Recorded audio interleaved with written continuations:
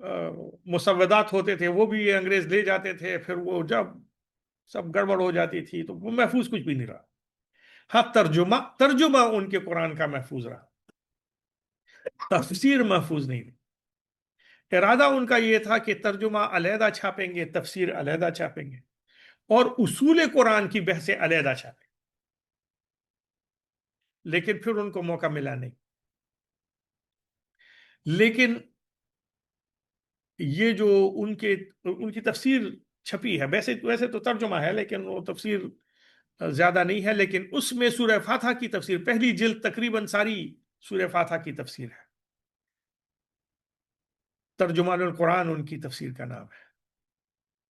تو وہ بڑی ہی شاندار تفسیر ہے سورہ فاتحہ. بڑے عالم تھے، بہت بڑے عالم تھے. جتنے بڑے بڑے علماء کرام کے آپ نے نام سنے ہیں، ہو سکتا ہے کہ ان سب کے درجے کے یا ان میں سے اکثر سے زیادہ بڑے عالم. لیکن بہرحال ان کی سیاست نے ان کو زیادہ وقت نہیں دیا کہ وہ خالص علمی کام کرتے. اگر خالص علمی کام کرتے تو میرا نہیں خیال کہ برصغیر پاک و ہند میں ان سے بڑا عالم ہوتا. تو ان کی سورہ فاتحہ کی تفسیر جو ہے وہ مجھے سب سے زیادہ پسند ہے. تو ہم تھوڑی تھوڑی کر کے آہستہ آہستہ ان کی سورہ فاتحہ کی تفسیر پڑھیں گے. اور اس میں صرف اپنی کچھ، چونکہ ان کی زبان بہت زیادہ عالمانہ ہے اور مصطلحات اس زمانے کی ہیں، تو میں اس کو صرف اپنے الفاظ میں بتانے کی کوشش کروں. اور اسی طرح کسی اور صورت کی اگر ہم بات کریں گے تو کسی بہت بڑے عالم کی اس صورت کی تفسیر کو ہم ڈسکس کریں. اور پھر اس کے مطابق جو میرے مشائخ نے مجھے یا میرے اپنے اساتذہ کرام نے مجھے جو کچھ سمجھایا ہے وہ بیچ بیچ میں اس میں ایڈ کرتے جائیں گے. تو یہ سلسلہ یہ ہے کہ سورہ فاتحہ کے بعد کوئی اور صورت تو پھر کوئی اور صورت، تو ساری کی سارے قرآن کی تفسیر بہت بڑی ذمہ داری ہے، وہ تو میں نہیں اٹھا سکتا. لیکن اس کی کچھ صورتوں کی ہماری مرضی ہوگی، جو بھی صورتیں ہوں گی تو ان کی تفسیر جو ہے وہ آہستہ آہستہ اپنے سیشنز کا حصہ بنائیں گے. ابتدائی آدھا گھنٹہ 45 منٹ یا بیچ کے آدھا گھنٹہ 45 منٹ ہم اس پر لگائیں گے. تو اس سے انشاءاللہ آہستہ آہستہ پھر ہو سکتا ہے کہ اس کو ایکسپینڈ کریں اور ایک وقت ایسا بھی آئے کہ سارے کے سارے قرآن کی تفسیر کی بھی ہمت دل میں پیدا ہو جائے. لیکن اس میں بس یہی ہے کہ اتنے بڑے بڑے لوگوں کہ وہ موجود ہیں، کہ یہ تفسیریں موجود ہیں، کہ علیحدہ سے جو ہے نا تو کوئی شروع کرنے کا کوئی خاص فائدہ نظر نہیں آتا. بے فائدہ سی چیز اس لیے لگتی ہے کہ جن لوگوں کی تفسیریں موجود ہیں یوٹیوب پر بھی اور انٹرنیٹ پر بھی، تو وہ تو ظاہر ہے مجھ سے کروڑ درجے بہتر لوگ تھے نا. تو وہ موجود ہیں، لوگ سن بھی سکتے ہیں. وہ اس میں صرف یہی ہے کہ ہمارے ہاں صرف یہی ہوگا کہ تھوڑا سا انٹریکٹیو ہوگا نا، تو بیچ میں اگر کوئی سوال و جواب ہوں گے تو پھر مجھے آتے ہوں گے تو جواب دے دوں، نہیں آتے ہوں گے تو پوچھ کے جواب دے دوں. تو یہ ہمارا ہے. تو سورہ فاتحہ جو ہے وہ ظاہر ہے قرآن شریف کی پہلی سورت ہے، بہت مختصر. اب کسی بھی کتاب کی پہلی سورت جو ہے وہ تقریباً اس کتاب کا مقدمہ یا پیش لفظ ہی ہوتا ہے، جس میں پھر اس کتاب کی بنیادی جو مضامین ہوتے ہیں ان کا خلاصہ سا بیان کیا جاتا ہے. سورہ فاتحہ جو ہے سارے قرآن کا خلاصہ ہے. اگر کوئی چاہے کہ سارے کے سارے قرآن کو چند ہی آیات سے سمجھے تو اس کے اجمال کو سمجھنے کے لیے، اس کے خلاف خلاصے کو سمجھنے کے لیے میرا نہیں خیال کہ سورہ فاتحہ سے بہتر کوئی صورت ممکن ہے. ابتدا ہی سے بڑے بڑے لوگوں نے سورہ فاتحہ پر بڑی بڑی کتابیں لکھی. یہ جو مولانا ابوالکلام آزاد کی جو تفسیر ہے یہ بھی علیحدہ سے پھر ام الکتاب کے نام سے چھپی اور موجود ہے، انٹرنیٹ پہ موجود ہے. آپ اس کو سرچ کریں، اس کو ڈاؤن لوڈ کریں اور اس کو پڑھیں. وہ آپ کو عام تفاسیر سے الگ ذائقہ ہے اس کا، عام تفاسیر سے الگ مزہ آئے گا آپ کو اس کو پڑھنے میں، اور یقیناً آئے گا. یعنی میرا نہیں خیال کہ کوئی بھی صاحب ذوق اسے پڑھے اور اسے مزہ نہ آئے اور اس کی بات سمجھ میں نہ آئے کہ یہ سورہ فاتحہ جو ہے تو یہ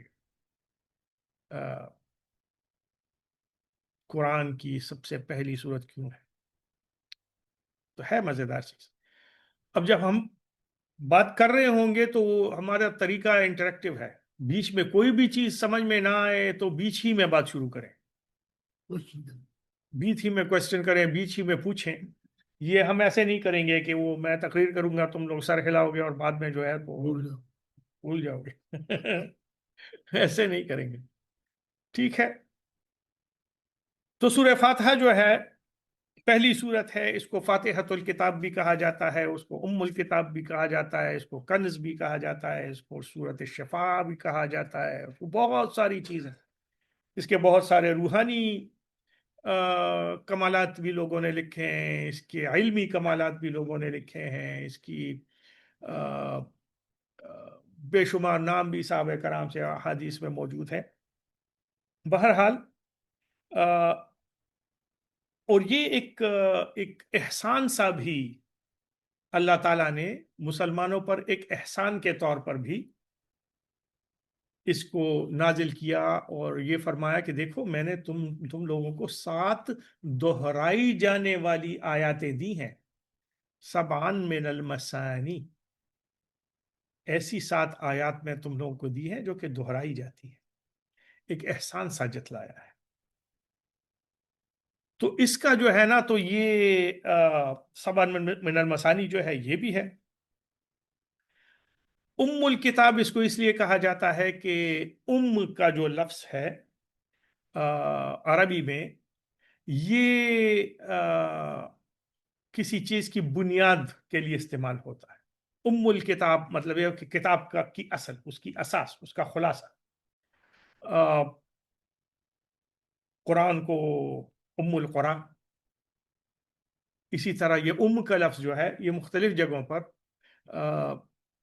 کسی چیز کو ایک بنیاد اور ایک اساس کے طور پر اگر بیان کیا جائے تو یہ عربی میں ام کا لفظ اس کے لیے استعمال ہوتا ہے. اس میں مکہ کو ام القرآن کہتے تھے، قرآن کو نہیں کہتے. جامعیت اس میں بہت زیادہ ہے. پیرایا اس کا دعائیہ ہے، اور چونکہ پیرایا اس کا دعائیہ ہے اسی لیے جو ہے نا تو اس کو ہر نماز کا حصہ بنایا گیا ہے. کوئی بھی نماز سورہ فاتحہ کے بغیر مکمل نہیں ہوتی. ہاں اس میں یہ ڈفرنس آف اوپینین پھر ہے کہ امام اور مقتدی دونوں پڑھیں گے یا امام کی سورہ فاتحہ مقتدی کے لیے کافی ہے. تو یہ پھر ایک فقہی بحث ہے جس کو ہمارے احناف جو ہیں تو انہوں نے جب ساری کی سارا احادیث کو پڑھا پھر وہ اس نتیجے پر پہنچے کہ یہ جو سورہ فاتحہ ہے یہ اگر منفرد ہے تو وہ تو خود بھی پڑھے گا، اگر وہ مقتدی ہے تو امام کی سورہ فاتحہ اس کے لیے کافی ہے. امام شافعی، امام احمد رحم اللہ کا یہ مطالعہ ہے اور نتیجہ ہے کہ نہیں امام بھی پڑھے مقتدی بھی پڑھے. پھر امام شافعی رحمۃ اللہ علیہ تو یہ فرماتے ہیں کہ امام پڑھے اور مقتدی پڑھے، چاہے خاموش نمازیں ہوں چاہے جہری نمازیں ہوں. امام احمد رحمۃ اللہ علیہ فرماتے ہیں کہ اگر جہری نمازیں ہوں تو لوگوں کا سننا جو ہے سورہ فاتحہ کا سننا اس کے پڑھنے کے لیے کافی ہے، اس کا قائم مقام بن جاتا ہے، اور جب سری نمازیں ہوں تو پھر مقتدی کو بھی پڑھنا چاہیے، امام کو بھی پڑھنا چاہیے۔ بہرحال اس میں تو ڈفرنس آف اوپینین ہے کہ کس صورتحال میں کس کا سورہ فاتحہ پڑھنا کس کے لیے کافی ہے، لیکن یہ بات کہ سورہ فاتحہ کے بغیر نماز نہیں ہوتی، اس پر کوئی ڈفرنس آف اوپینین نہیں ہے۔ تو مطلب یہ ہے کہ یہ اتنی اہم صورت ہے اور پیرایا اس کا اتنا آفاقی ہے، اور باتیں اس کی اتنی ضروری ہیں کہ اللہ تعالیٰ نے یہ ڈیسائیڈ کیا کہ ان باتوں کو ہر بندہ، ہر مسلمان نماز کی ہر رکعت میں دہرائے۔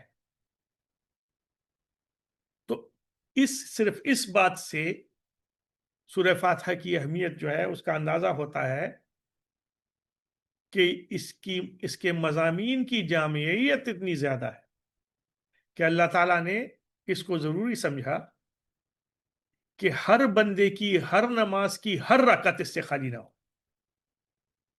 ٹھیک ہے، تو یہ جو ہے یہ بہت جامع ہے۔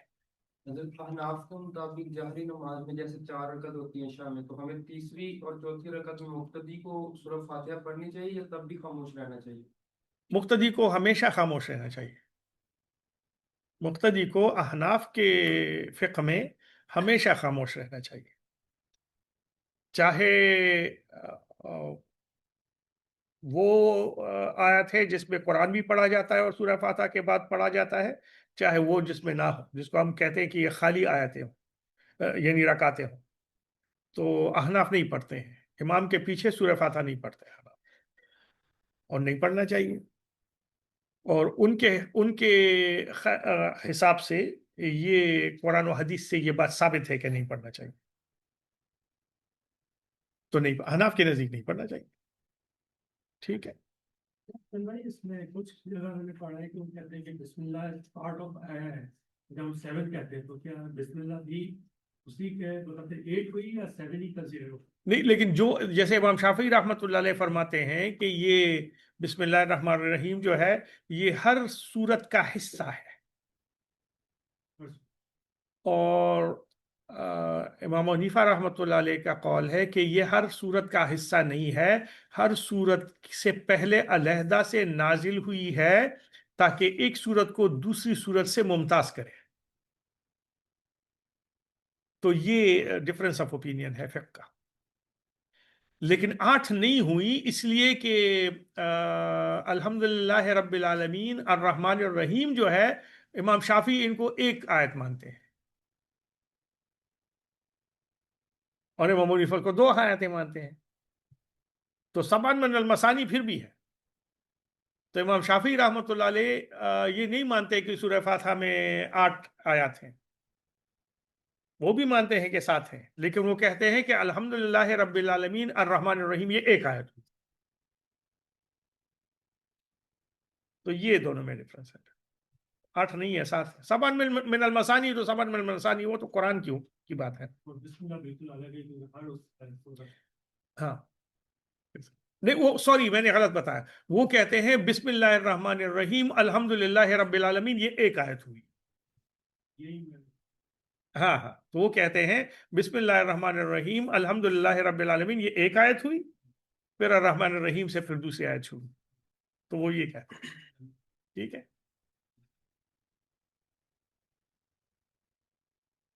اچھا، یہ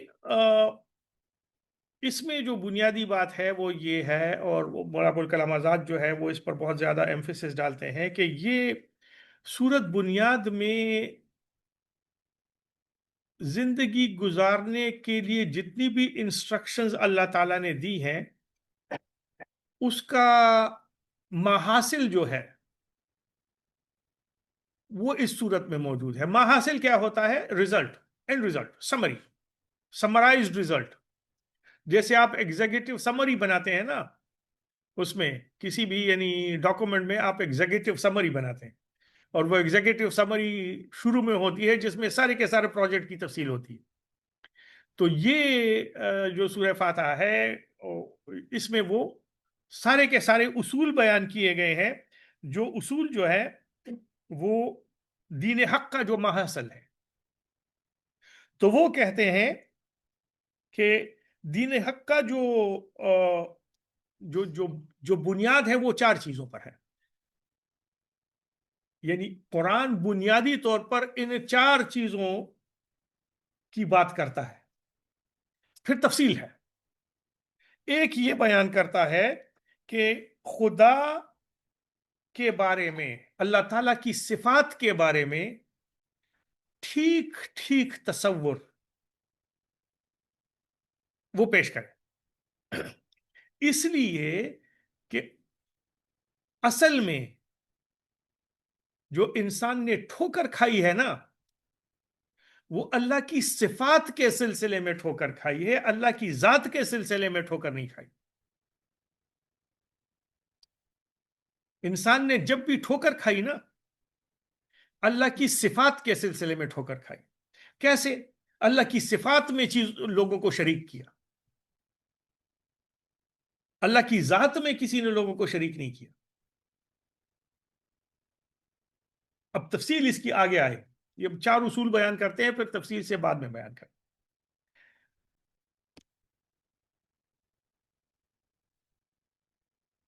پھر یہ دوسری بات جو قرآن بیان فرماتا ہے، جو سورہ فاتحہ کا ماحصل ہے، وہ ہے قانون مجازات. قانون مجازات یہ ہے کہ جس طرح ہر چیز کا جو کہ اس دنیا میں موجود ہے، اس کا ایک خاصہ ہے، اس میں ایک تاثیر ہے،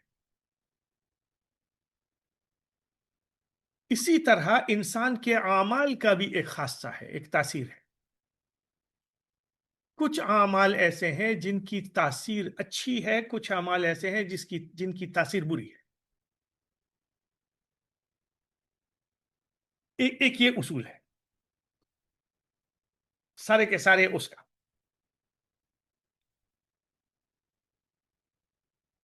اور یہ کہ اچھا عمل کریں گے تو اس کا نتیجہ اچھا نکلے گا، برا عمل کریں گے تو اس کا نتیجہ برا نکلے گا. یہ جو ہے اس کو کہتے ہیں قانون مجازات. جس طرح ہر چیز میں ایک تاثیر ہے، اسی طرح اعمال میں بھی تاثیر ہے. کچھ اعمال اچھے ہوتے ہیں، کچھ برے ہوتے ہیں. اچھے اعمال کا اثر اچھا ہوگا، برے اعمال کا اثر برا ہوگا. اب یہ دنیا کی بات صرف نہیں ہو رہی ہے، یہ دنیا و آخرت سب کی بات ہوگی. ٹھیک ہے، یہ دوسرا. تیسرا جو ہے معاد کا یقین. معاد کا یقین یہ کیا ہے؟ یہ ہے کہ دیکھو، یہ یقین کرنا کہ یہ دنیا جو ہے یہ دائمی نہیں ہے. یہ زندگی جو ہے یہ ایسا نہیں ہے کہ یہ دنیا ختم ہو گئی تو یہ زندگی بھی ختم ہو، اور جو آپ نے یہاں عمل کیا وہ بھی گیا، ختم ہو گیا. یہ جو بھی آپ کریں گے اس کا آپ نے آڈٹ دینا ہوگا آخر. قانون جو اس کا ہے معاد کا یقین، جزا و سزا. جو عمل آپ اس دنیا میں کریں گے اس عمل کی آپ کو آخرت میں جزا ملے گی یا آخرت میں سزا ملے گی. یہ تیسری بات ہوگی. چوتھی بات یہ ہے کہ فلاح اور سعادت کی راہ کون سی ہے، یہ اللہ ہمیں بتاتے ہیں قرآن. اور اس کی طرف اشارہ بھی سورہ فاتحہ میں موجود ہے.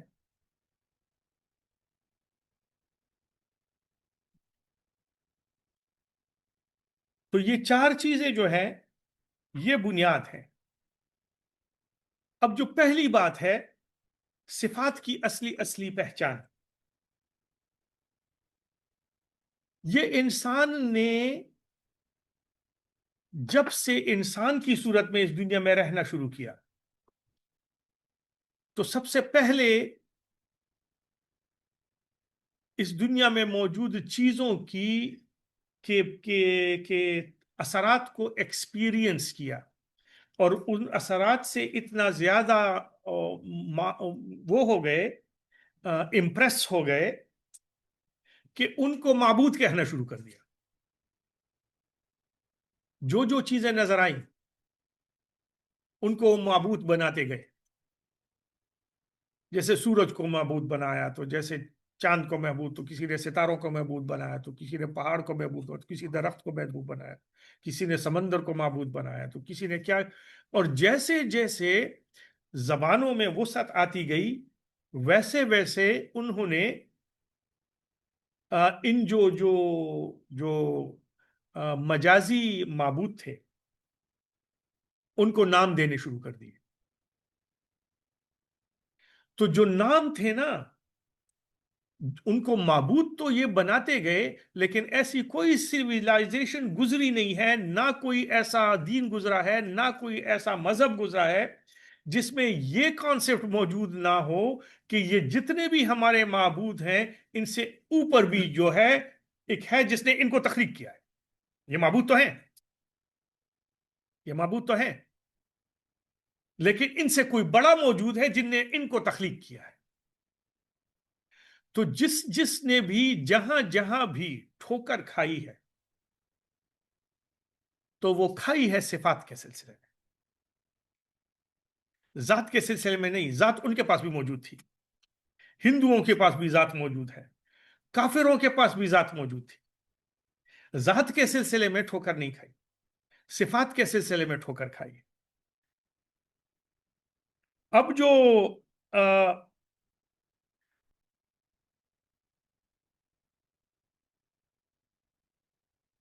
ذات کے صرف ہوگا نہیں کھائے تو ذات تو وہ تو اللہ کی ذات کو تو انہوں نے معبود کس کو بنا دیا نا. نہیں، لیکن یہ تصور ہر جگہ موجود تھا کہ ان کے اوپر ایک معبود موجود ہے جنہوں نے ان کو بھی تخلیق کیا. یہ ہر جگہ موجود ہے، ہندوؤں میں بھی موجود ہے. ہاں ہاں ہاں ہاں، اب بھی یہ کہتے ہیں. کافروں میں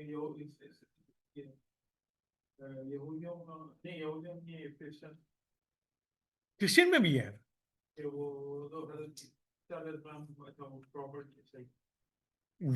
وہ تسلیس کا نہیں کے نظریے کو وہ لیکن تسلیس میں بھی تسلیس کا پرابلم یہ ہے کہ تسلیس ان کے لیے بھی اتنا کمپلیکیٹڈ ہے کہ وہ خود بھی نہیں سمجھتے ہیں کہ ہم کیا جانتے ہیں، کہ ہم کیا مانتے ہیں. اب وہ کہتے ہیں کہ father is God and the son is God and the Holy Spirit is God but they are not three gods but one God. اب اگر پھر ان سے پوچھو کہ جب عیسیٰ علیہ السلام کو کروسیفائی کیا جا رہا تھا تو اس نے کہا کہ ایلی ایلی لما سبقتنی، اللہ اللہ تم نے مجھے کن کے سہارے چھوڑ دیا. تو یہ کون کس کو کہہ رہا ہے؟ تو کہیں گے گاڈ دا فادر کو کہہ رہا ہے. جب تم اس سے پوچھو کہ اچھا تو گاڈ دا فادر جو ہے تو وہ گاڈ دا سن سے گریٹر گاڈ ہے، تو کہیں گے نہیں نہیں وہ تو سیم ہے. سیم ہے تو پھر کون کس کو کیا کہہ رہا تھا؟ جو صلیب پہ چڑھا وہ کون تھا؟ جو کہہ رہا تھا کہ ایلی ایلی لما سبقتنی وہ کون تھا؟ تو عیسائیوں نے تو اپنے لیے بات کو بڑا مشکل بنا دیا ہے. ان کو تو خود بھی نہیں معلوم کہ وہ کیا سمجھتے ہیں. جیسس کو تو کہتے ہیں وہ جیسس تو گاڈ ہے. اچھا سن آف گاڈ ہے، جو سن آف گاڈ ہے تو کیا خود گاڈ نہیں ہوتے نا؟ خود بھی گاڈ ہے. اچھا خود گاڈ ہے تو سن آف گاڈ کیسا ہے ان کا بیچاروں کا. تو سینٹ آگسٹائن نے اس پر پوری کتاب لکھی ہے. وہ بیچارہ اتنا کنفیوز ہے کہ آپ اتنی ہنسی آئے گی. کبھی پڑھ لیں، آن دی ٹرینٹی اس کی کتاب ہے سینٹ آگسٹائن کی. اب پڑھیں گے نا تو آپ اتنا حیران رہ جائے گے کہ اتنا ذہین آدمی کیسے بچگانہ طریقوں سے اس ساری بات کو ایکسپلین کرنے کی کوشش کر رہا ہے، اور آپ کو خوب پتہ چل جائے گا کہ بیچارہ کر نہیں پا رہا. لیکن میرا ہو سکتا ہے کہ جان کے خوف سے جو ہے نا تو اس کو ایکسپلین کرنا ہو اور مان دیا جائے گا. تو مطلب یہ ہے کہ بنی نوع انسان ذات کے لحاظ سے ڈائیورجنٹ کشفار نہیں، صفات کے لحاظ سے ڈائیورجنٹ کشفار. بالکل اس نے صفات کو اس کو معبود سمجھ لیا. تو ذرا یہ تھوڑا ڈفرینس یہاں پہ اگر پتہ لگ جائے کہ ذات اور صفات میں کیا بیسک ڈفرینس ہے ایز اے مسلمان کے پرسپیکٹو سے. اچھا یہ جو ہے نا تو یہ ایک بڑی بنیادی بات ہے، اس کو جو ہے نا تو سمجھنا بڑا ضروری ہے. دیکھو ابتدا سے شروع کرتے ہیں.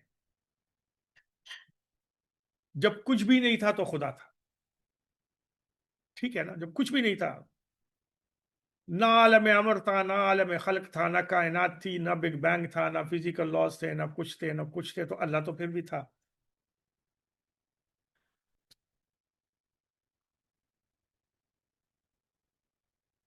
پھر جب اللہ تعالیٰ نے تخلیق کیا تو کس چیز سے تخلیق کیا؟ کچھ بھی تو نہیں تھا، کچھ بھی تو نہیں تھا نا، صرف اللہ تھا نا. تو جب کچھ بھی نہیں تھا اور صرف اللہ تھا تو اللہ نے جو تخلیق کیا وہ کس چیز سے تخلیق کیا؟ اچھا اب یہاں بات آ جاتی ہے اللہ کی ذات میں انٹرنسکلی موجود صفات کی. اللہ کی ذات میں خالقیت موجود تھی تو اس نے صفت خالق سے کائنات کو تخلیق کیا. کچھ بھی آسان لینگویج استعمال کریں سمجھے. تو بات دقیق ہے نا، تو میں کیسے آسان آپ مجھے کہہ رہے ہیں کہ یہ کوانٹم فزکس ہے، تم مجھے بتاؤ سادہ سادہ پشتوں میں اردو میں کہ کوانٹم فزکس کیا ہوتی ہے. اچھا دیکھو، ہم کہتے ہیں اللہ خالق ہے، ہم کہتے ہیں اللہ رحیم ہے، ہم کہتے ہیں اللہ کریم ہے، ہم کہتے ہیں اللہ جبار ہے، قہار ہے، رزاق ہے، رب ہے، حی ہے، قیوم ہے. لیکن یہ جو جتنی بھی اللہ کی صفات ہیں یہ تو اظہار کی وجہ سے ہمیں معلوم ہوئی نا. اللہ نے کائنات کو تخلیق کیا تو ہمیں پتہ چلا کہ اللہ خالق ہے. اللہ کی رحمت ہمیں نظر آئی ماں کی شکل میں جو کہ بچوں کے ساتھ ہے، باقی جگہوں پہ ہمیں رحمت نظر آئی تو ہم نے یہ سمجھا کہ اللہ رحیم ہے. اللہ تعالیٰ نے کی ربوبیت پر ہم اگلی سیشن میں تفصیل سے بات کریں گے. لیکن یہ ہم دیکھتے ہیں کہ اللہ تعالیٰ نے رزق کے بہت سارے طریقے جو ہے نا تو جاری و ساری ہیں ساری کی ساری کائنات میں، تو ہم سمجھے کہ اللہ رب ہے. چلو یہ ساری چیزیں موجود ہی نہیں تھی تو پھر کیا اللہ خالق نہیں تھا؟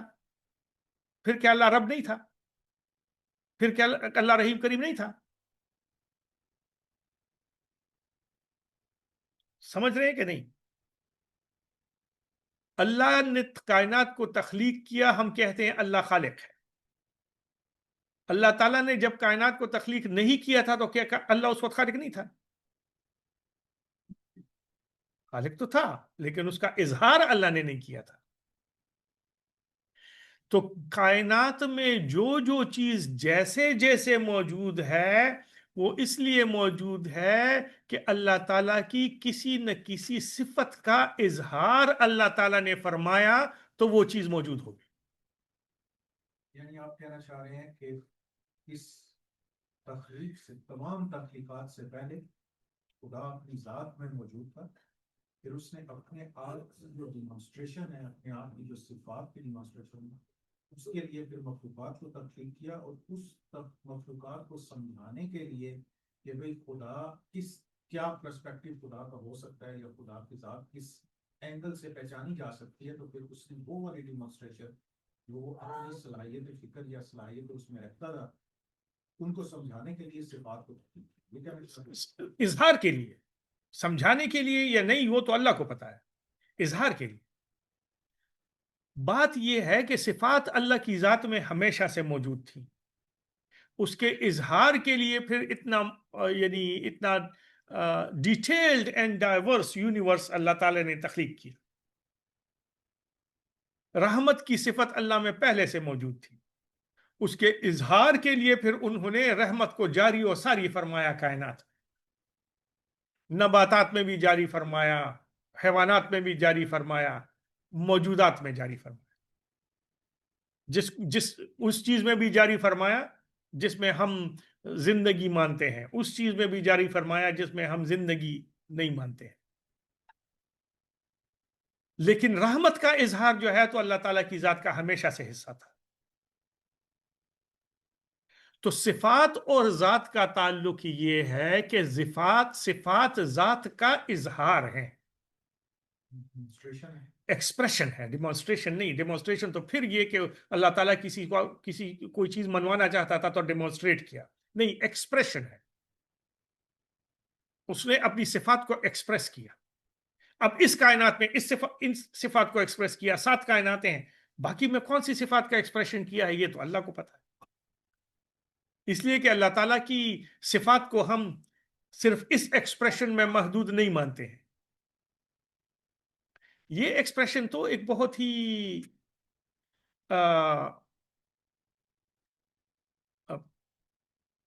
اللہ تعالیٰ کی ذات کے مقابلے میں تو یہ ایکسپریشن کچھ بھی نہیں ہے. اب باقی کائناتوں میں، باقی جگہوں میں اللہ تعالیٰ نے اپنی صفات کا اظہار، اور کون کون سی صفات کا اظہار کس کس انداز میں کیا ہے صرف اللہ جانتا ہے اور کوئی نہیں جانتا. تو صفات کے مظاہر انسان نے دیکھے تو ان مظاہر سے اتنا اوور ویلم ہو گیا کہ مظاہر ہی کو معبود سمجھنا شروع کر دیا. کسی نے کون سے مظہر کو معبود سمجھا، کسی نے کون سے مظہر کو معبود سمجھا. اب اگر آپ دیکھیں نہ تو یہ جو تولید کا، ریپروڈکشن کا جو مظاہرہ ساری کائنات میں دیکھا تو بہت ساری قوموں نے جینیٹیلیا کو خدا سمجھنا شروع کر دیا. کوئی فیمیل جینیٹیلیا کی پوجا کرتا ہے، ہندوؤں میں ہم آج بھی دیکھتے ہیں، اور کسی نے میل جینیٹیلیا کی پوجا شروع کر دی، جو کہ ہم اس میں دیکھتے ہیں شنتوئزم اور یہ سارا جو جاپان میں موجود ہے، اس میں جینیٹیلیا. اس لیے کہ ریپروڈکشن کو انہوں نے دیکھا، تخلیق کو دیکھا، انہوں نے تخلیق کو اس کے سپرفیشل سے انداز میں دیکھا، تو اس نے جو وہ کرنا شروع کر دیا، معبود بنانا شروع کر دیا. اللہ تعالیٰ نے صفات اور ذات، اللہ تعالیٰ نے جب یہ فرمایا کہ الحمدللہ رب العالمین، تو انہوں نے حمد بیان کی، اور پھر انہوں نے حمد کو اللہ کے ساتھ متصل کر دیا. اچھا، حمد کیا ہوتی ہے؟ حمد ہوتی ہے کسی چیز کی، کسی فرد کی، کسی چیز کی، کسی پیرائے کی ستائش کر، اس کی اچھائیاں بیان کر، اس کو حمد کہتے ہیں. کسی کی برائی بیان کرنے کو حمد نہیں کہیں گے. کسی کی اچھائی بیان ہو تو اس کو حمد کہتے ہیں.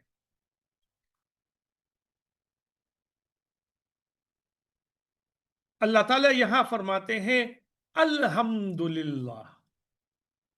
جب اس کے ساتھ الف لام مل جاتا ہے تو پھر یہ بن جاتا ہے اسم تفضیل، یہ پھر بن جاتا ہے پراپر ناؤن. مطلب یہ ہے کہ کائنات میں تعریف کے جتنے بھی طریقے ہیں اور ان کے لیے جتنے بھی ٹول استعمال کیے جا سکتے ہیں، چاہے وہ الفاظ ہوں، چاہے وہ اظہار ہو، چاہے وہ شعر ہو، چاہے وہ نثر ہو، چاہے وہ نظم ہو، چاہے وہ ایکسپریشن ہو، چاہے وہ ڈیمونسٹریشن ہو، وہ سب کی سب جو ہے اس لیے کہ اللہ تعالیٰ کی تعریف بیان کی جائے. الحمدللہ کا یہ مطلب ہے حمد جتنی بھی اور جیسے بھی ممکن ہے وہ صرف اسی لیے ہے کہ اللہ کی بیان کی جائے. تو الحمد کا یہ مطلب ہے. اب اللہ کیا ہے؟ اللہ کیا ہے؟ یہ لفظ اللہ کیا ہے؟ جیسے ہم نے کہا کہ دیکھو، بہت سارے اقوام نے صفات کے معاملے میں دھوکے کھائے ہیں، ٹھوکریں کھائی ہیں. اس لیے ٹھوکریں کھائی ہیں کہ انہوں نے صفات کا سپرفیشل مطالعہ کیا، اور اس سپرفیشل مطالعے سے وہ ان کو معبود سمجھ بیٹھے.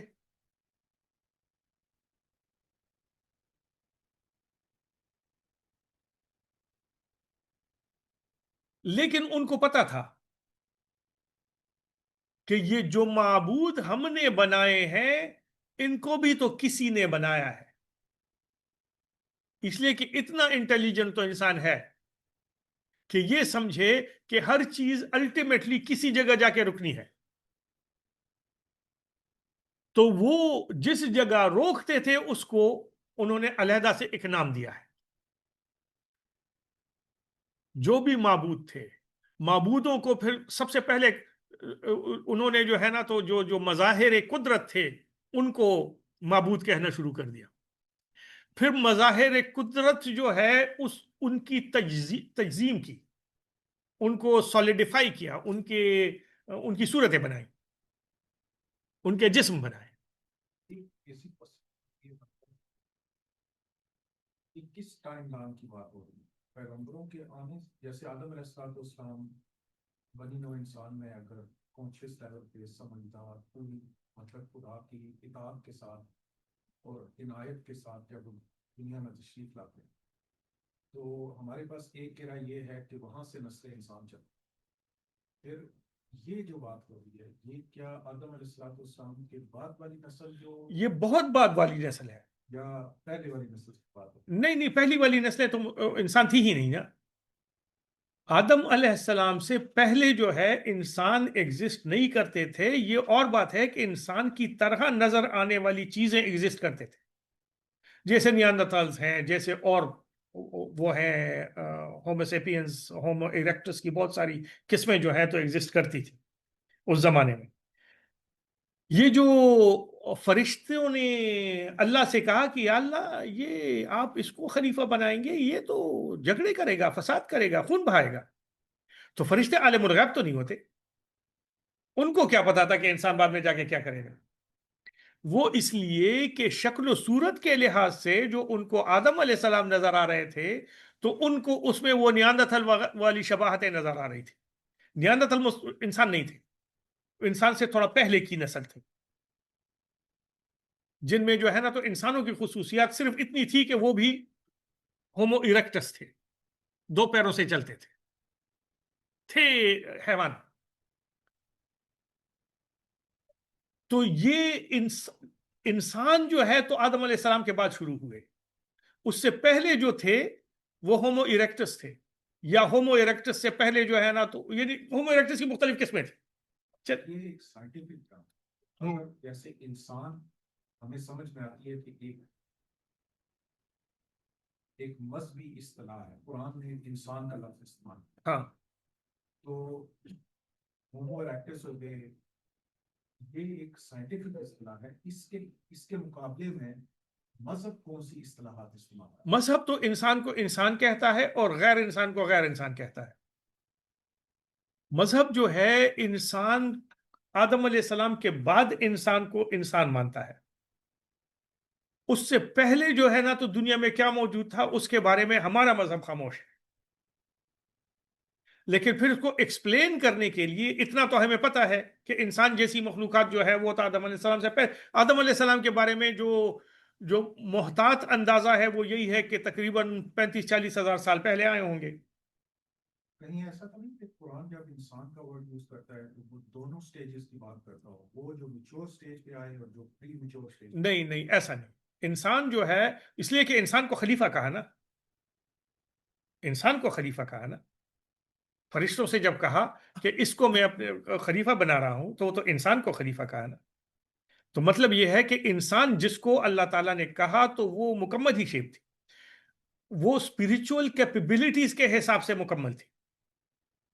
ہاں سوشلی جو ہے بہت ساری باتیں اور پھر ڈیولپ ہوئی. ابھی سوشلی جو ہے نا تو وہ اتنا اویئر نہیں تھا, سوشلی وہ اتنا وہ نہیں تھا. ظاہر ہے زبان اس کی ایسی نہیں تھی, اتنی تفصیلی نہیں تھی, رہنے سہنے کا طریقہ اتنا تفصیلی نہیں تھا, جو کہ گریجولی ایوالو ہوا. لیکن انسان وہ تھا, انسان ہی پیدا ہوا ہے. اور آدم علیہ السلام اور حضرت حوا جو ہے وہ پہلا جوڑا تھا انسانوں کا. اس سے پہلے انسانوں کی شکل و صورت کی چیزیں موجود تھی, یہ جو پیلینٹالوجسٹ کو مل جاتی ہیں.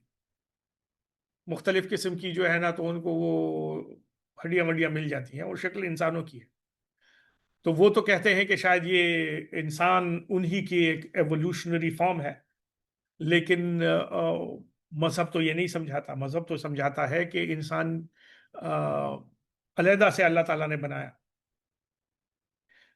آپ کہہ رہے ہیں کہ مذہب جو ہے قرآن جب انسان کی بات کرتا ہے تو آدم علیہ السلام جب دنیا میں تشریف لائے تو وہاں سے بنی انسان کا آغاز ہوتا ہے. بالکل بالکل. انسان جو ہے وہ قرآن کے لحاظ سے تو انسان جیسی کوئی چیز دنیا میں پہلے سے موجود نہیں تھی.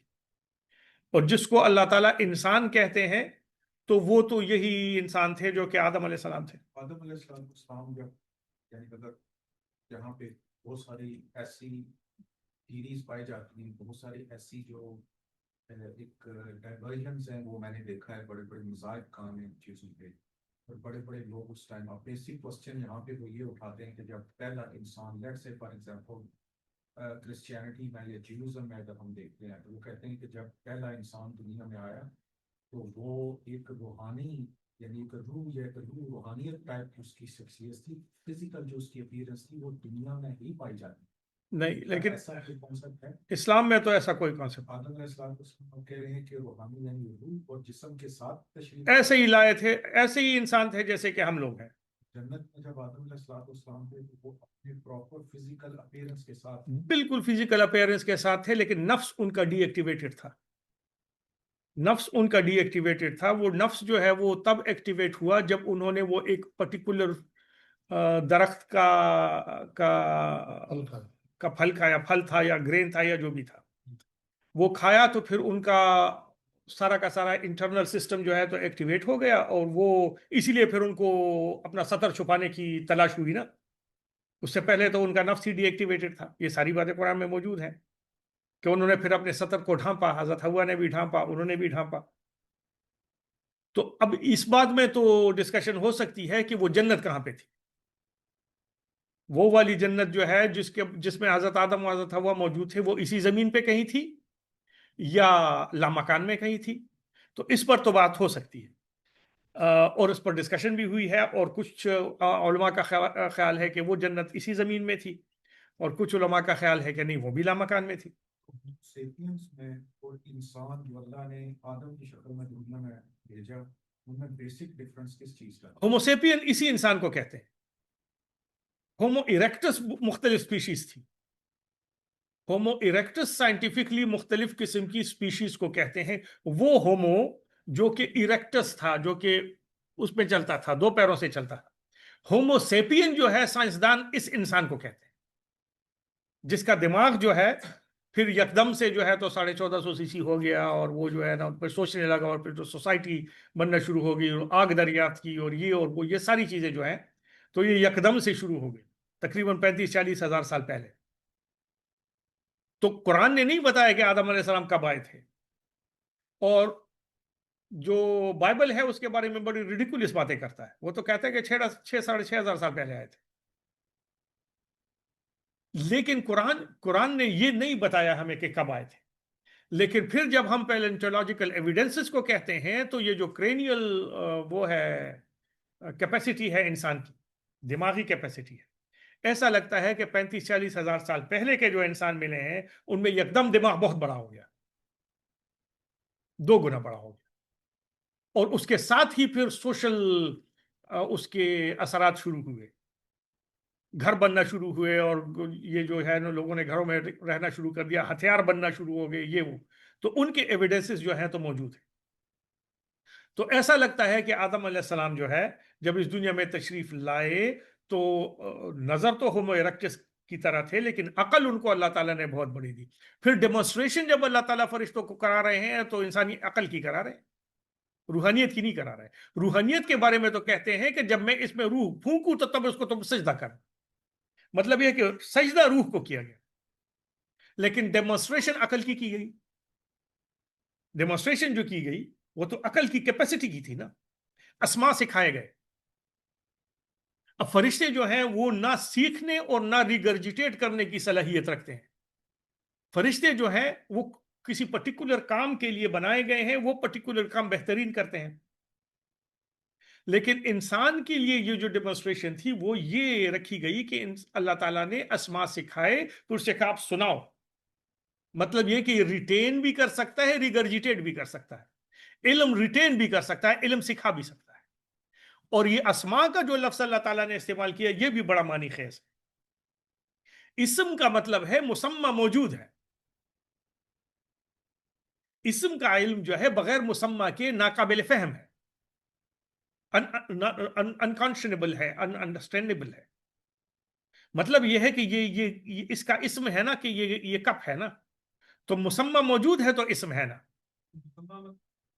جس چیز کا نام ہے وہ چیز موجود ہے تو نام دیا گیا نا. چاہے آبجیکٹ ہو, چاہے کانسیپٹ ہو, چاہے فلسفی ہو, چاہے کچھ بھی ہو, لیکن وہ موجود نہیں تو اس کا اسم کیا ہے؟ تو آدم علیہ السلام کو کیا سکھایا گیا؟ اسما جب سکھائے گئے تو مسمى موجود تھا نا. یہ بسکٹ ہے نا, اس کو ہم نے نام دیا ہے نا, بسکٹ پہلے سے موجود تھا نا, تب ہم نے نام دیا ہے نا. ایسے تو نہیں کہ ہم نے کسی فکٹیشیس چیز کو نام دے دیا. مطلب یہ ہے کہ اللہ تعالیٰ نے پہلے انسان کو, آدم علیہ السلام کو کے اندر یہ کیپیسٹی رکھی کہ وہ موجودات کو سمجھ سکے, جو موجود ہے اس کو سمجھے اور اس کو نام بھی دے. مطلب یہ ہے کہ نہ صرف یہ کہ وہ چیز کو سمجھ سکے بلکہ اس کو نام بھی دے سکے. پھر نام کیوں دے؟ کیوں نام دے؟ تاکہ دوسرے انسان کے ساتھ اس کے بارے میں بات کر سکے. کسی چیز کو ہم نام اس لیے دیتے ہیں کہ اس کے بارے میں ہمارا تجربہ کامن ہو اور ہم اس کے بارے میں ڈسکشن کر سکیں. نام کا یہ مطلب ہوتا ہے. تو مطلب یہ ہے کہ اللہ تعالیٰ نے آدم علیہ السلام کو کمیونیکیٹ کرنا سکھایا, اور آبجیکٹس پہلے سے موجود تھے اور ان آبجیکٹس کا علم دیا. تو آبجیکٹ کا علم اپنے اندر ابزارو کرنے کے لیے عقل انسانی دی نا. اس لیے کہ اتنا عظیم الشان علم جو تھا, جو کہ آبجیکٹ سے لے کے نومنکلیچر تک چلا گیا اور کمیونیکیشن تک چلا گیا, جس میں ایک دوسرے کے ساتھ اس بارے میں پھر بات بھی کر سکے. تو اتنے بڑے علم کو 750 سی سی کا دماغ نہیں سہار سکتا تھا, جو کہ نیاندرتال کا تھا. تو دماغ کو بڑا کیا گیا, آرگنائز کیا, اور بہت زیادہ جو ہے نا تو وہ اس کو کیپیسٹی کے لحاظ سے انہینس کیا گیا, اور روح انسانی علیحدہ سے ڈالی. دیکھو فرشتوں کو کہا گیا کہ یہ میں نے مٹی کا بنایا ہے, جب اس میں اپنی روح پھونکوں تب تم اس کو سجدہ کرنا. روح آ گئی, ٹھیک ہے. عقل اللہ تعالیٰ نے ڈالی اور ایکسپلین کیا کہ جو تم کہہ رہے ہو نا, نیچے جو چیزیں تمہیں نظر آ رہی ہیں, آپس میں فساد کرتے ہیں اور جھگڑے کرتے ہیں اور خون بہاتے ہیں, یہ اور چیز ہے. اس میں یہ نہیں ہے جو میں تمہیں ڈیمونسٹریٹ کر کے بتا رہا ہوں. تو علم کی ڈیمونسٹریشن کی اللہ نے. تو علم اتنی عظیم الشان چیز ہے کہ اللہ تعالیٰ نے انسان کا پہلا ایکسپریشن جو ہے وہ علم کا کرایا, اور فرشتوں پر اس کی عظمت کا ثبوت جو ہے علم کی صورت میں دیا. اسم صرف اسم نہیں ہوتا, اسم تو بہت ساری چیزیں بتاتا ہے. چیز نہیں ہوتا اسم کا, اس کے بارے میں بات چیت نہیں ہو تو اس کو اسم دینے کی ضرورت کیا ہے؟ اسم کو ہم صرف چیزوں کے نام کہیں گے, ریلیشنشپ کہیں گے, یا نیچر کہیں گے؟ کس انٹینسٹی کا آپ کے خیال میں مطابق رہتا ہم کو؟ ایک کچھ علم دیا, کچھ کی کیپیسٹی رکھی, عقل دی نا, دماغ دیا نا. تو علم اسم میں اسی کو کہتا ہوں جس کی دماغ میں کیپیسٹی ہے. جو آپ کے دماغ میں کیپیسٹی ہے وہ حضرت آدم علیہ السلام کے دماغ میں کیپیسٹی تھی.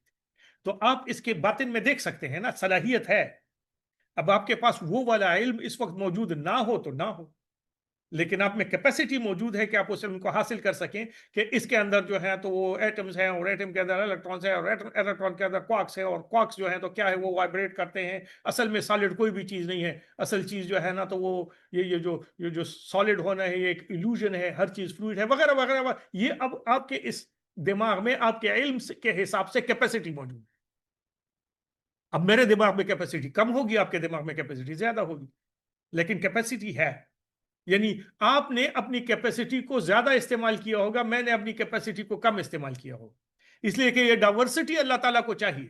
ہر بندہ ایک ذہانت کو اللہ کو نہیں چاہیے. کیپیسٹی سب میں رکھی لیکن پھر تنوع رکھا، ڈائیورسٹی رکھی. یہ ڈائیورسٹی جیسے میں نے کہا تھا کہ یہ ڈائیورسٹی اس دنیا کو چلانے کے لیے ضروری ہے، یہ ڈائیورسٹی انٹلیکچولی بھی ضروری ہے، اور یہ سائیکولوجیکلی بھی ضروری ہے اور فزیکلی بھی ضروری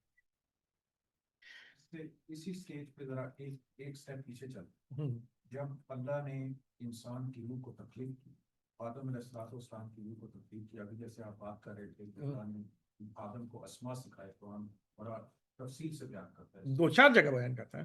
تو آدم علیہ السلام کا میچ جو ہے وہ فرشتوں کے ساتھ نہیں، میچ نہیں تھا، وہ صرف ایکسپلین کرنا چاہتے تھے فرشتوں کو کہ یہ جو تمہارے ذہن میں فرشتے کیوں پوچھ رہے تھے. فرشتے اس لیے پوچھ رہے تھے کہ فرشتوں کو اندر پھر جا کے اس کو مینج کرنا تھا نا. اللہ تعالیٰ نے فرشتوں کو اس دنیا کو چلانے کے لیے ڈیوٹیز دی ہوئی تھی. وہ انکویزیٹو تھے کہ یہ خلیفہ ہوگا تو ہم کیسے جو ہے، تو یہ اگر نیچے فساد پھیلائے گا تو ہمارا کیا ہوگا پھر، یعنی ہم کیا کریں گے اس صورت میں اگر آپ اس کو خلیفہ بنا رہے ہیں. وہ آبجیکشن نہیں کر رہے تھے، وہ انکویزیٹو تھے. ان کو اپنی ڈیوٹی کے بارے میں ایکسپلینیشن چاہیے تھی اللہ سے. آدم علیہ السلام کہتا ہے کہ ہم نے آدم کو اسما سکھائے، اور اس کے بعد سارے اسما سکھائے، سارے سکھائے. فرشتوں کو بھی ہم نے، دونوں پارٹیوں کو ہم نے for a certain period of time چھوڑا اور کہا کہ بھائی واپس آؤ، رپورٹ کرو کہ بات چکا ہے، انڈرسٹوڈ، میں نے جو تم لوگوں کو دیا کیا.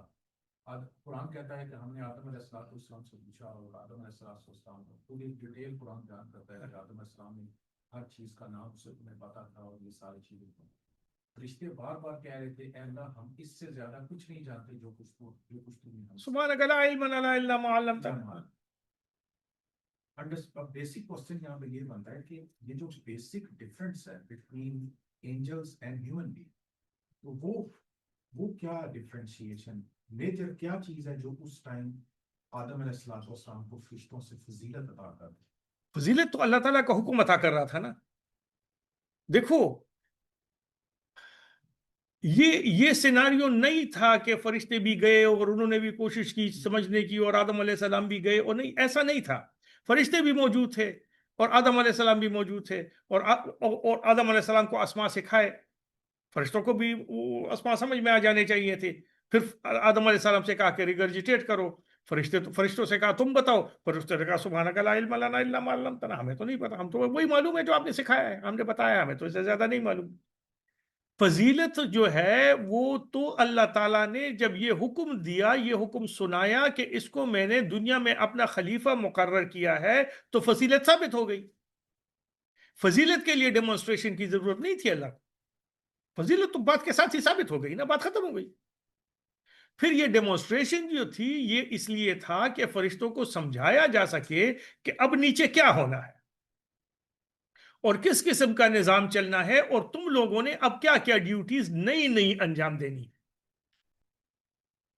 اس کے لیے فرشتوں کو ڈیمونسٹریشن کی ضرورت تھی. اللہ تعالیٰ نے وہ ڈیمونسٹریشن دے دی.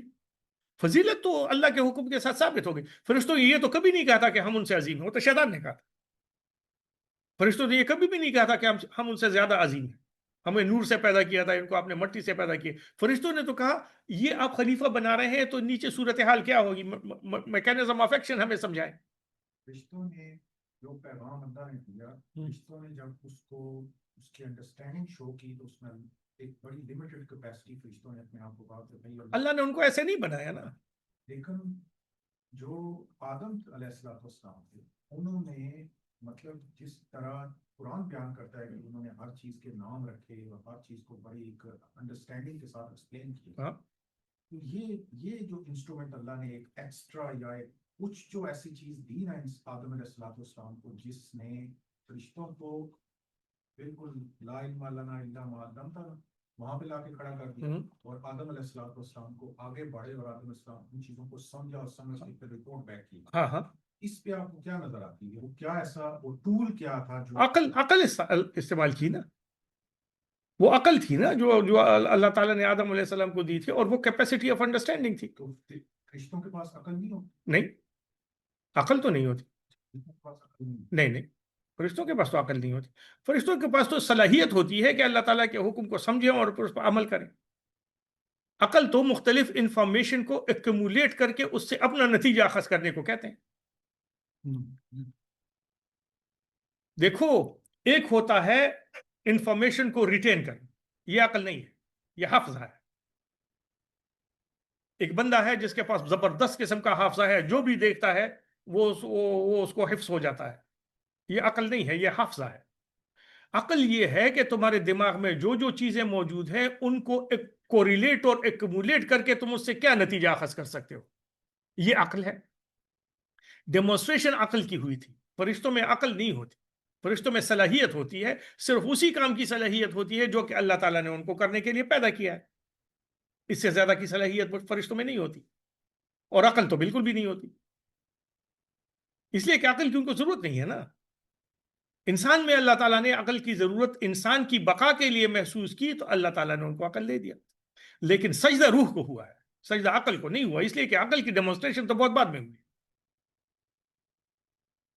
سجدہ تو فرشتوں نے پہلے کیا تھا، اور حکم بھی اللہ تعالیٰ کے یہ تھا کہ جب میں اس میں اپنی روح پھونکوں، اور فی روحی میری روح. اب یہ بتائیں، اس پر اگلی مجلس میں بحث ہوگی. جب فرشتوں نے کہا کہ تم جو بتا سے کہ یہ جو زمین میں ساتھ برپا کرے گی اور خون بہائیں گے. خون بہائے، اب یہ تو ایک نفس کی ٹریٹس ہے. اور اس کے ساتھ پھر جب ابلیس آیا، اس نے کہا کہ میں اسے افضل تکبر کا جو نفس کی جو ذلت کا جو کیا ہے، تو نفس اس وقت ایگزسٹ کرتا تھا، نیاندرتھل میں ایگزسٹ کرتا تھا. فرشتوں کو اس چیز کا علم تھا. ہاں، وہ نہیں، وہ تو ڈیمونسٹریشن دیکھ رہے تھے نیچے نیاندرتھل کا نا. نیاندرتھل جو ہے تو اس کے بارے میں سب سے بڑی سائنٹیفک تھیوری یہ ہے کہ انہوں نے ایک دوسرے کو مار مار کے ختم کیا ہے، اور پھر کھا بھی گئے. یہ نیاندرتھل جو تھے نا، یہ وہ تھے، کیا کہتے ہیں اس کو، کینیبلز تھے. ہاں، انہوں نے ایک دوسرے کے مار مار کے کھا کھا کے ختم کیا ہے. یہ چیز اتنی امپورٹنٹ تھی جس کی بیسس پہ ڈفرینشیشن ہوئی اوپر. بیسک جو فرشتوں کا آرگومنٹل پوائنٹ تھا وہ یہی تھا کہ بھائی یہ تو بڑا ظالم ہے، جاہل ہے، قتل و غارت کرے گا، زمین پر فساد پھیلائے گا. نہیں، ظالم جاہل نہیں کہا انہوں نے. دیکھو، اس بات کو سمجھنے کی ضرورت ہے کہ فرشتے اللہ تعالیٰ سے بحث نہیں کر رہے تھے. فرشتے اللہ تعالیٰ سے بحث نہیں کر سکتے ہیں. نہیں، وہ پوچھ رہے تھے اس لیے کہ تاکہ سمجھیں، تاکہ ہم پھر اپنی ڈیوٹیز اللہ تعالیٰ کے حکم کے مطابق انجام دیں. وہ جس صورت کو وہ سامنے دیکھ رہے تھے، وہ صورت وہ دیکھ رہے تھے کہ فساد پھیلا رہی ہے زمین پر. وہ دیکھ رہے تھے کہ فساد پھیلا. میرا بیسک کوسچن یہ تھا،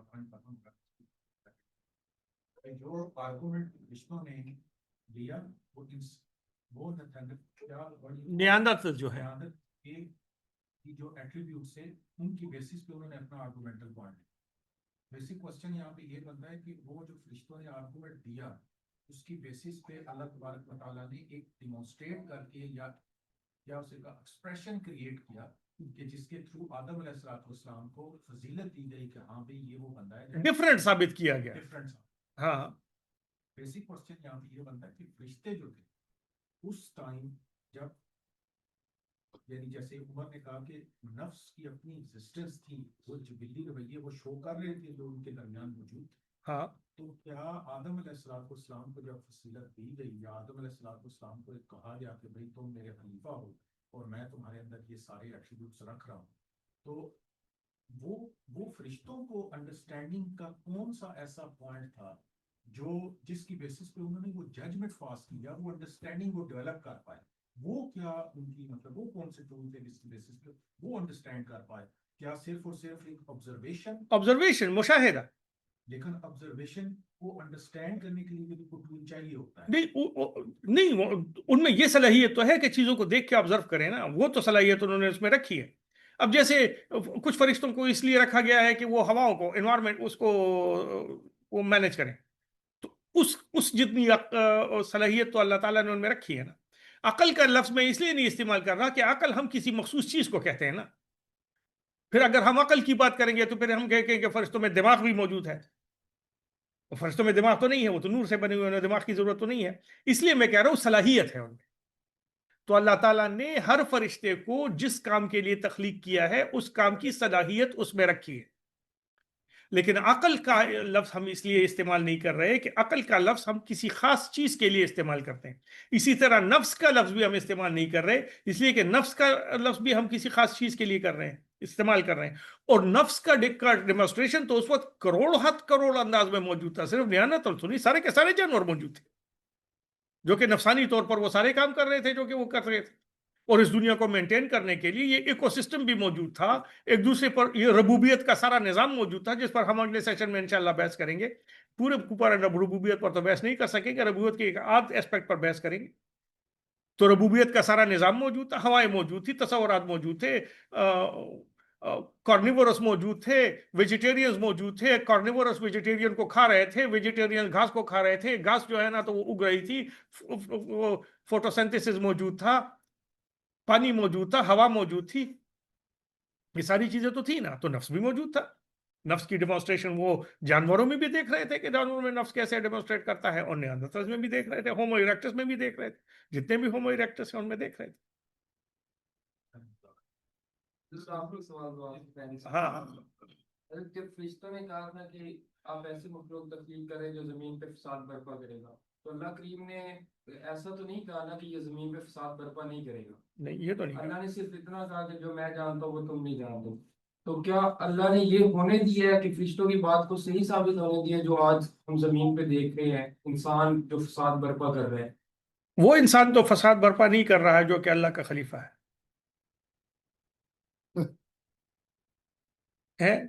انسان اگر انسان کی طرح بہیو کرے گا تو فساد برپا نہیں کرے گا. اگر نیاندرتھل کی طرح بہیو کرے گا تو فساد برپا کرے گا. دیکھو یہ قرآن میں صرف آدم علیہ السلام کا قصہ تو نہیں ہے, انسان کے بہت سارے ایٹریبیوٹس قرآن میں ہیں. یہ بھی ہے کہ لقد خلقنا الانسان فی احسن تقویم, یہ بھی ہے کہ ثم رددناہ اسفل سافلین. یہ ساری چیزیں ہیں نا قرآن میں. 2-4 آیتیں تو نہیں سورہ بقرہ کی جس میں جو ہے تو, یا سورہ کہف کی جس میں ہمیں آدم علیہ السلام کے بارے میں بتایا گیا. اس کو ایسے بھی دیکھا جا سکتا ہے جب ایک انسان سفر کر کے ایسے تک پہنچتا ہے تو کروڑوں میں سے ایک بندہ بھی پہنچ جائے تو وہ ایک ایگزامپل کافی ہوتی ہے خدا کی اسٹیٹمنٹ کو بیان کرنے کے لیے. ہاں, جبکہ کروڑوں پہنچے ہیں, جبکہ کروڑوں پہنچے تو بات صحیح ہے. بالکل. سلمان بھائی آپ کچھ پوچھنا چاہتے اگلی مجلس میں چلیں دعا کر. چلے ہم کہاں پہنچے ہیں اس سورہ فاتحہ کی تفسیر میں, کہاں پہنچے ہیں؟ اللہ تک پہنچے ہیں. اس میں بھی ابھی صرف 2 پوائنٹ ڈسکس. ہاں صرف 2. ایک یہ کہ ذات سے صفات جو صرف اس کی جو بیسک انڈرسٹینڈنگ اس پہ بات, اس پر بات ہوئی. ابھی تو سفر, ابھی ہمارے پاس وقت بہت. ابتدا عشق کہیں نہیں پہنچے. جس کو پہنچنا ہوتا ہے وہ پہنچ جاتا ہے, جس کو نہیں پہنچنا ہوتا ثواب اسے بھی مل جاتا ہے. چلے دعا کر. اللہم اغفر لحینا ومیتنا وشاہدنا وغائبنا وصغیرنا وکبیرنا وذکرنا وانسانا. اللہم من احییتہ منا فاحی علی الاسلام ومن توفیتہ منا فتوفہ علی الایمان. وصلی اللہ علی النبی الامین. آمین.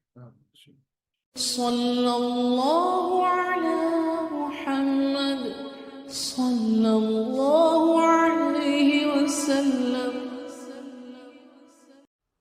لا إله إلا الله لا إله إلا الله لا إله إلا الله لا إله إلا الله لا إله إلا الله لا إله إلا الله لا إله إلا الله لا إله إلا الله لا إله إلا الله لا إله إلا الله لا إله إلا الله لا إله إلا الله لا إله إلا الله لا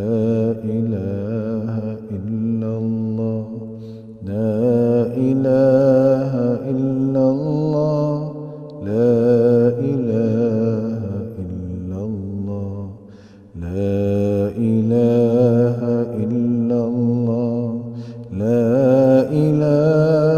إلا الله لا إله إلا الله لا إله إلا الله لا إله إلا الله لا إله إلا الله لا إله إلا الله لا إله إلا الله لا إله إلا الله لا إله إلا الله لا إله إلا الله لا إله إلا الله لا إله إلا الله لا